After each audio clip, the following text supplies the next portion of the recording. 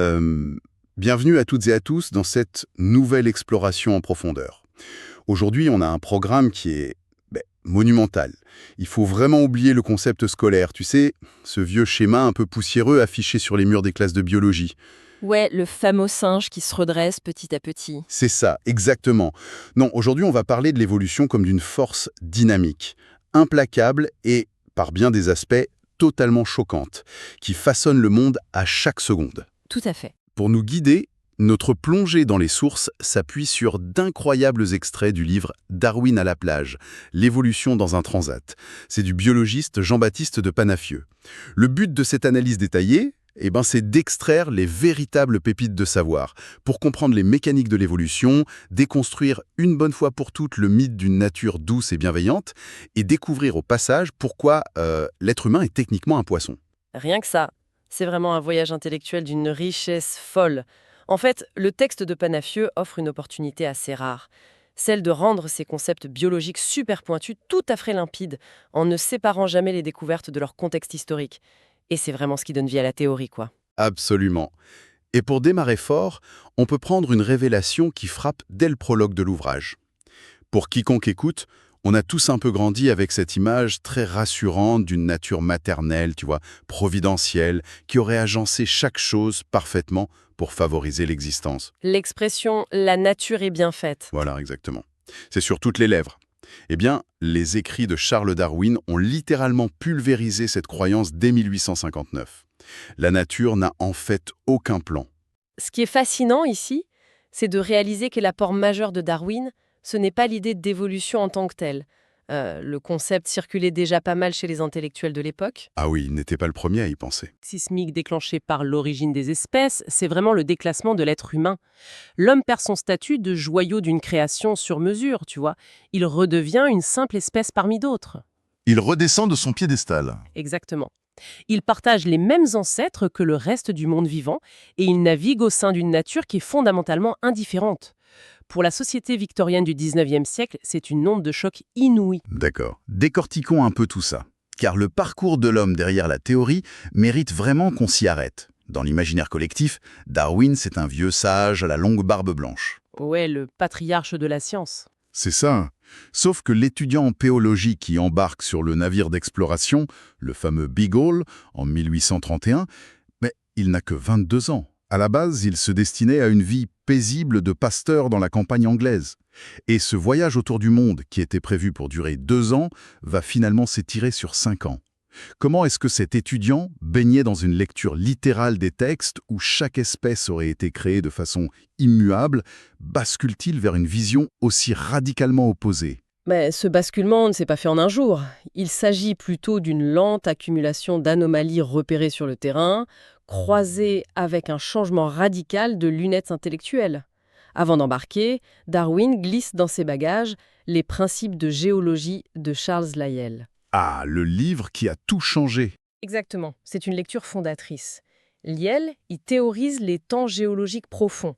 Donc fini le dogme d'une Terre vieille de seulement 6000 ans, on parle soudain de millions d'années d'érosion et de changements hyper lents. En chaussant ces nouvelles lunettes du temps long, ce que Darwin observe sur le terrain prend tout à coup une dimension vertigineuse. Et les fameuses découvertes de fossiles en Amérique du Sud en sont le meilleur exemple, je trouve. En explorant la Patagonie, le jeune Darwin tombe sur d'immenses squelettes pétrifiés. L'auteur parle de monstres préhistoriques comme le glyptodonte, un truc qui avait la taille d'une petite voiture, ou le mégathérium. Un paresseux géant haut de plusieurs mètres. C'est fou. Et ce qui le frappe, ce n'est pas seulement leur taille, c'est leur ressemblance anatomique complètement absurde avec des animaux bien vivants qui courent sous ses bottes à ce moment-là. Les tatous et les paresseux actuels. La déduction devient alors presque inévitable pour lui. S'il existe une telle parenté entre les espèces disparues enfouies dans le sol et les espèces vivantes à la surface de la même région, c'est qu'il y a une continuité. Les espèces changent dans le temps. C'est vraiment la première pièce du puzzle. Et la deuxième pièce majeure, c'est la dimension spatiale, qui lui saute aux yeux lors de la fameuse escale dans l'archipel des Galapagos, au large de l'équateur. Il y a ces tortues géantes d'abord. Le livre rapporte un détail génial. Ces reptiles massifs, apparentés à ceux du continent lointain, flottent remarquablement bien. Ouais, elles font bouchon. C'est ça. On peut très bien imaginer qu'elles aient dérivé jusqu'aux îles. Mais la véritable star de l'archipel, ce sont ces petits oiseaux gris, les pinsons. Les fameux géospices de Darwin. Darwin remarque une chose étrange. D'une île à l'autre, la taille et la forme du bec de ces oiseaux varient fortement. T'as un bec fin pour attraper des insectes ici, un bec massif comme un casse-noix pour broyer des graines dures là-bas. Mais le reste du corps ne change pas? Voilà, pourtant le reste de leur anatomie est quasi identique. L'explication la plus logique, c'est qu'une seule population fondatrice est arrivée du continent un jour et s'est ensuite diversifiée sur chaque île en fonction de la nourriture disponible sur place. Le déclic est là, mais l'attente va être insoutenable. L'auteur nous rappelle que Darwin met 23 ans avant de publier son grand livre. 23 ans de prudence presque maladive. Il savait très bien ce qu'il risquait. Il sait pertinemment que sa théorie va provoquer un scandale sociétal et religieux monstrueux. Alors pour se forger une crédibilité scientifique totalement inattaquable, il passe 8 longues années à disséquer et classer de minuscules crustacés marins, des cirripèdes ou anatifs. Le livre cite une lettre où il craque complètement en écrivant, je cite, « Je hais les anatifs plus qu'aucun homme les ait jamais haïs. » C'est presque tragique de voir ce génie repousser l'échéance en s'usant la vue sur des coquillages. Mais il aura fallu un électrochoc extérieur pour le sortir de cette paralysie. En juin 1858, Darwin reçoit un courrier en provenance de l'Asie du Sud-Est. L'expéditeur est un jeune naturaliste nommé Alfred Russel Wallace. En lisant le manuscrit de Wallace, Darwin a l'impression de lire un résumé de son propre cerveau. C'est le cauchemar de tout chercheur. C'est exactement ça. Wallace, alors qu'il était terrassé par une crise de paludisme, a eu une illumination et a décrit de manière totalement indépendante le mécanisme de la sélection naturelle. La peur de voir le travail de toute une vie lui échapper pousse enfin Darwin à agir. Une présentation conjointe est organisée pour les deux naturalistes, suivie l'année d'après, en 1859, de la publication tant redoutée de l'origine des espèces. Et c'est là que ça devient vraiment intéressant. Il est temps de plonger dans ce mécanisme impitoyable qu'est la sélection naturelle. Pour bien faire comprendre la violence mathématique de ce processus, Panafieux utilise un exemple terrifiant avec l'animal qui se reproduit pourtant le plus lentement du monde. L'éléphant. L'éléphant. Un simple calcul montre qu'un seul couple d'éléphants, si tous ses descendants survivaient et se reproduisaient, donnerait naissance à 15 millions d'individus en seulement 5 siècles. 15 millions! Pourtant, sur le terrain, les populations d'éléphants restent globalement stables d'une année sur l'autre. La déduction est froide et brutale. L'écrasante majorité des individus meurent avant d'avoir pu se reproduire. C'est le grand moteur de l'évolution, le tamis impitoyable de la nature. On peut le résumer par une formule implacable. Variation plus mortalité égale sélection. L'erreur la plus commune, encore aujourd'hui d'ailleurs, c'est de penser que l'individu fait un effort conscient pour s'adapter à un environnement hostile. Comme s'il décidait de changer? C'est totalement faux. L'environnement se contente de faire un tri statistique aveugle. Le livre utilise un exemple redoutablement moderne pour illustrer ça, l'éradication des moustiques dans le Languedoc. On asperge massivement les zones marécageuses avec du DDT, un insecticide foudroyant. Au début, ça marche très bien, les moustiques meurent par milliards, puis, au bout de quelques années, les moustiques reviennent, en pleine forme, et totalement insensibles aux produits. On pourrait croire qu'ils se sont endurcis face au poison, comme on développe une tolérance à l'alcool. L'illusion est parfaite, mais la réalité biologique est tout autre. Les moustiques n'ont fait absolument aucun effort d'adaptation. Parmi les milliards d'individus aspergés, une infime poignée possédait dès naissance et par pur hasard une mutation génétique rendant le poison inopérant sur eux. Ils étaient immunisés d'avance. C'est ça. Le DDT s'est contenté de massacrer tous les autres, donc de supprimer la concurrence. Les seuls survivants de ce cataclysme chimique, ces quelques mutants chanceux, se sont retrouvés seuls. Ils se sont reproduits entre eux en transmettant cette mutation. En quelques générations, on obtient une population entière qui est totalement résistante. Pour enfoncer le clou et bien séparer Darwin de ses prédécesseurs, l'analogie technologique proposée par l'auteur est brillante. Elle oppose Darwin à Jean-Baptiste de Lamarck, le père du transformisme. Pour Lamarck, l'évolution ressemble un peu à la création d'un appareil photo. On conçoit l'objet spécifiquement pour prendre des photos. Voilà, la fonction crée l'organe. Lamarck pensait sincèrement que si la girafe avait un long cou, c'est parce qu'elle s'étirait toute sa vie vers les hautes branches et qu'elle transmettait ensuite cet allongement musculaire à ses petits. Chez Darwin, la logique est complètement inversée, et c'est là que réside le génie. L'évolution ressemble davantage à l'invention de la tablette tactile. Quand le premier iPad est sorti, personne ne savait exactement à quoi ça allait servir. C'était juste un grand écran. C'est une fois l'écran plat et tactile disponible que les utilisateurs en ont fait une console de jeu, un outil de dessin ou un lecteur vidéo. Ici, l'organe permet la fonction. La nouveauté anatomique, par exemple un cou très légèrement plus long chez une girafe, apparaît par hasard dans une portée. Si cette anomalie permet d'attraper plus de feuilles en période de disette, l'animal survit mieux et transmet ce trait à la génération suivante. Et cette compétition pour les ressources nous amène au grand malentendu de la théorie. La fameuse lutte pour la vie. Dans l'inconscient collectif, on s'imagine tout de suite un monde d'une brutalité sanguinaire, tu sais, des crocs qui déchirent la chair, le plus musclé qui massacre le plus chétif. Si l'on relie cela à une perspective plus large, le terme, qui est mal interprété depuis plus d'un siècle, englobe en fait une réalité bien plus vaste et parfois très silencieuse. Une plante, avec des racines profondes au milieu du désert, lutte avec acharnement contre la sécheresse. Un arbre fruitier lutte pour attirer les bons oiseaux qui iront disséminer ses graines plus loin que ses voisins. La lutte, c'est simplement la capacité à perdurer. Il y a d'ailleurs cette blague classique de biologiste qui est citée dans le texte et qui résume ça de façon très drôle. Deux gazelles broutent tranquillement dans la savane quand elles aperçoivent un guépard au loin. L'une des gazelles commence immédiatement à s'échauffer, à faire des étirements. L'autre la regarde hyper perplexe et lui dit « Mais tu es folle? À quoi ça sert? Le guépard court de toute façon beaucoup plus vite que nous. » Et la première répond, tout en continuant ses étirements, « Mon but n'est absolument pas de courir plus vite que le guépard, c'est juste de courir plus vite que toi. » C'est l'essence même de ce que les anglo-saxons appellent la fitness, la valeur sélective. La véritable arène de la compétition, ce n'est pas l'espèce contre le reste du monde, c'est l'individu face aux membres de sa propre population. Le but ultime n'est pas d'être parfait, c'est de laisser plus de descendants viables que son voisin de palier. Et c'est cette quête frénétique de descendants qui permet de résoudre un casse-tête qui a longtemps hanté Darwin.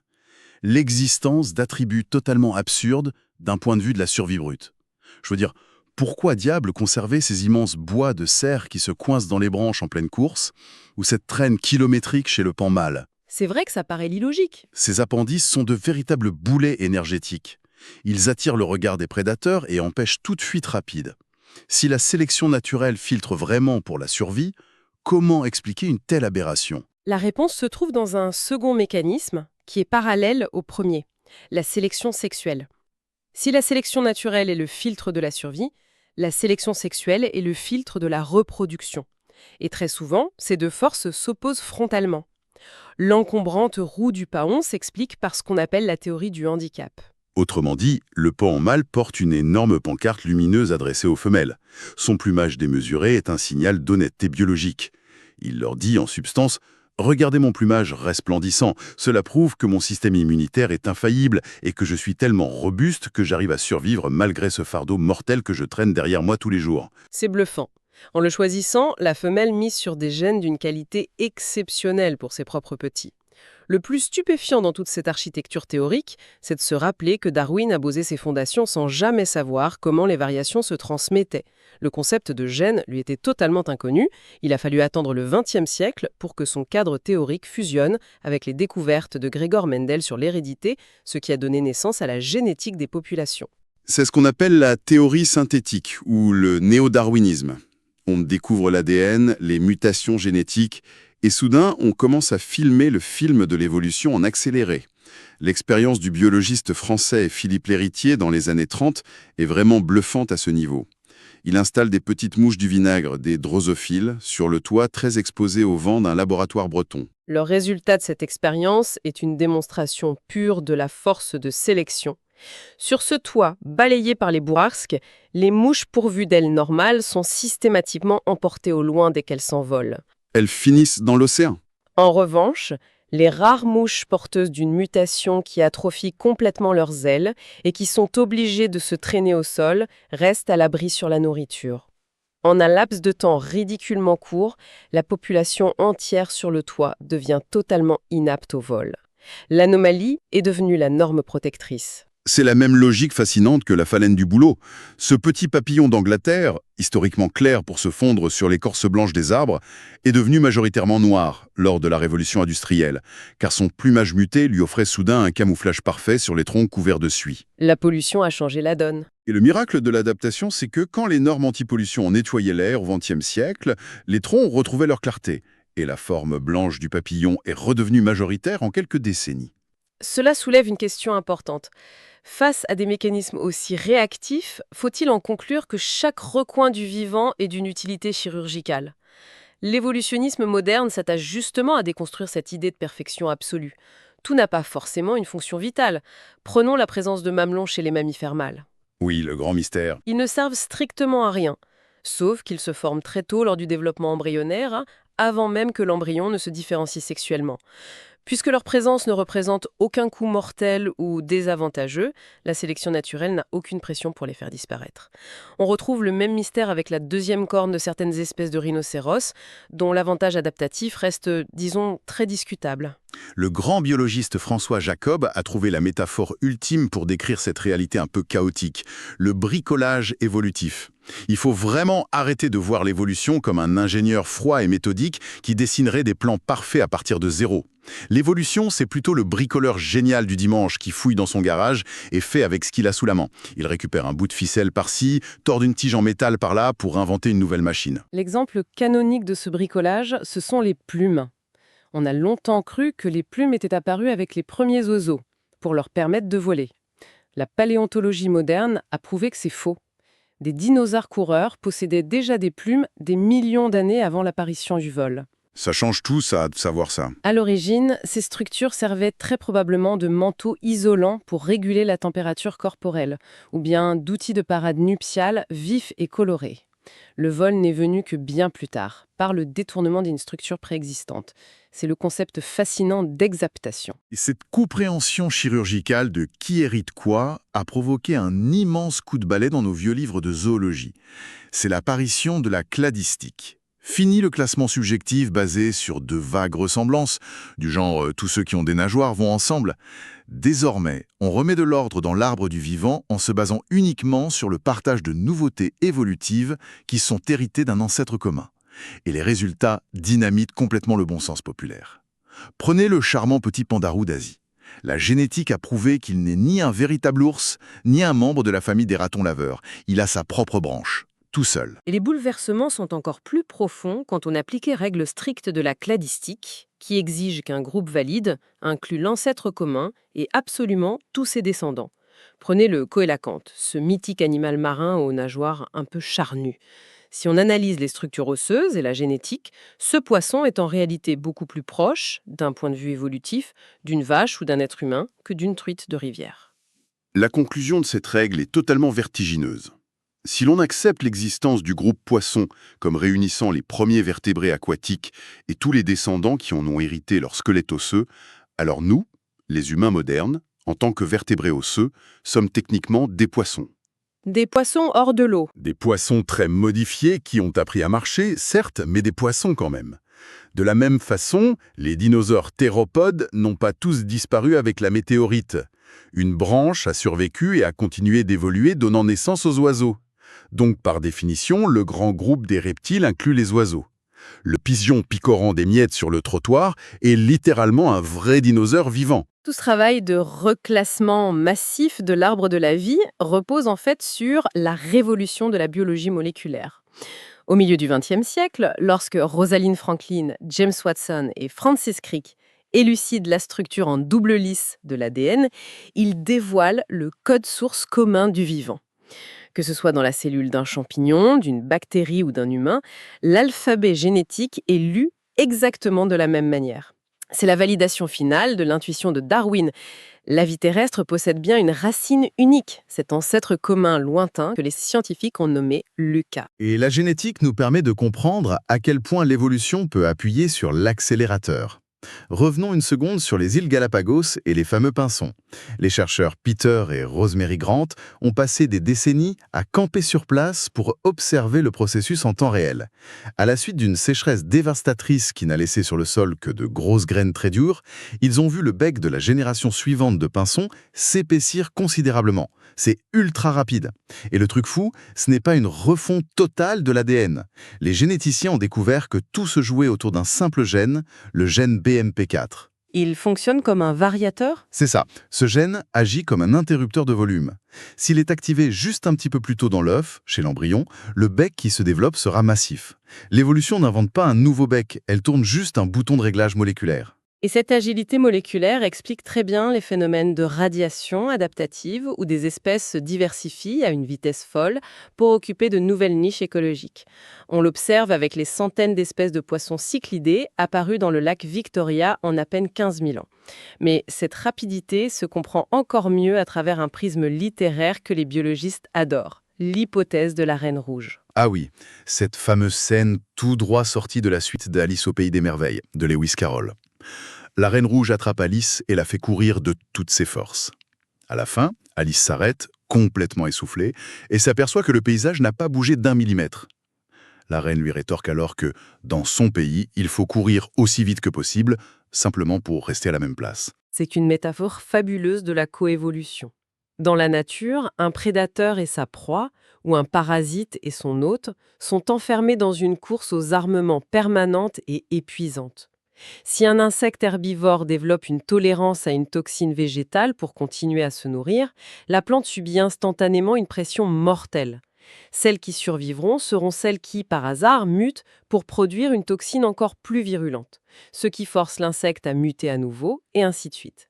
L'arrêt de cette course signifie tout simplement l'extinction. C'est fou de se dire que cette évolution moléculaire, dictée par la survie des gènes, peut aussi éclairer des comportements sociaux qui nous paraissent contre-intuitifs, voire choquants. Prenez l'altruisme fascinant d'une colonie de fourmis, où des milliers d'ouvrières stériles se sacrifient joyeusement pour protéger la reine. Ça semble beau vu de l'extérieur. Mais il n'y a pas de morale là-dedans. La biologie l'explique par le fait qu'en protégeant la reine, qui partage une immense proportion de leur génome, les ouvrières s'assurent que leurs propres gènes sont transmis à la génération suivante de manière indirecte. Et le revers de la médaille, c'est que cette même logique du gène égoïste permet de comprendre la brutalité froide de certains actes, comme l'infanticide chez les grands mammifères. Lorsqu'un nouveau lion mâle ou un babouin prend la tête d'un groupe en chassant l'ancien leader, sa première action est souvent de tuer systématiquement les petits non sevrés. C'est glaçant. En supprimant la progéniture de son rival, il interrompt l'allaitement des femelles. Du coup, elles redeviennent fertiles très rapidement, ce qui lui permet de transmettre ses propres gènes avant qu'un autre mâle ne vienne le détrôner à son tour. C'est de l'optimisation pure et dure. La biologique est-elle si cruciale pour quiconque écoute cette analyse aujourd'hui? Comprendre la machinerie de l'évolution, exposée par les sources de Jean-Baptiste de Panafieux, c'est comme chausser une nouvelle paire de lunettes pour regarder par la fenêtre. Le monde change de visage. Le pigeon qui sautille sur le trottoir n'est plus banal, c'est le descendant direct du T-Rex qui a survécu à la fin du Crétacé. Le moustique qui nous empêche de dormir l'été n'est pas un simple insecte, c'est le grand vainqueur d'un génocide chimique orchestré par l'humanité. Notre propre corps, avec ce coccyx inutile qui servait de queue à nos lointains ancêtres singes, est un véritable musée d'histoire naturelle ambulant. L'évolution ne vise pas la perfection, elle est une suite infinie de rafistolages ingénieux et d'adaptations aveugles. Et toute cette réflexion nous amène face à une perspective inédite qui prolonge vertigineusement ce que nous venons d'explorer. Depuis des milliards d'années, l'évolution est un dialogue imposé par l'environnement aveugle, qui filtre implacablement les variations génétiques. Or, pour la première fois dans l'histoire de la Terre, la situation s'inverse complètement. L'humanité est devenue une force géologique. En modifiant drastiquement le climat mondial, elle change les règles du filtre naturel pour toutes les autres espèces. On devient le nouvel environnement. Exactement. Et plus frappant encore, avec des outils de laboratoire comme l'édition génétique CRISPR, cette même humanité commence à réécrire son propre code source. Serions-nous devenus la première espèce capable de pirater sa propre sélection naturelle ? Il est très possible que le prochain grand chapitre de l'évolution biologique ne soit plus dicté par la nature, mais rédigé de nos propres mains. C'est une idée profondément provocante, et je pense qu'elle mérite toute notre réflexion pour l'avenir.